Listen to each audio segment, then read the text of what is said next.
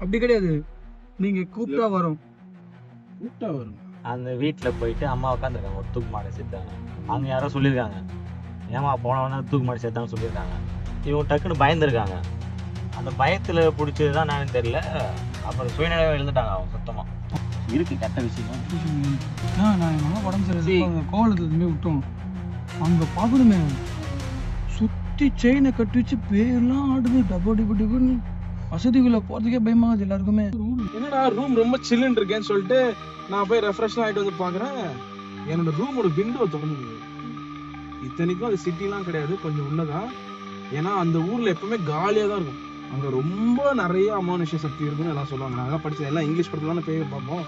அந்த ஜன்னல்ல கரெக்டா எனக்கு ஒரு ட்ரில் இருந்துச்சு. தூக்கு போட்டு இறந்துட்டாங்க. ஸோ இறந்துட்டாங்க. நாங்கள் தூங்கி நான் எந்திரிச்சு பார்க்குறேன், அந்த ரூம்ல யாருமே கிடையாது, நான் மட்டும்தான் இருக்கேன். தற்செயலா அப்படி பார்க்குறேன், இங்க ஒரு கால் மட்டும் இருக்கு. ஐயோ, இவன் ஏதோ சொன்னானு திருநெல்வேலியில, நீ என்னடா சொன்ன? அதுதான் வச்சிருந்தானா திருநெல்வேலியில உண்மையிலண்ணா சொல்லுடா. ஏன் அடிச்சு வரட்டி ஓட விடுவோம். நீ திருநெல்வேலிக்காரங்கள அடிச்சு ஓட விடுறாங்க, அடிச்சு ஓட விடுறியா?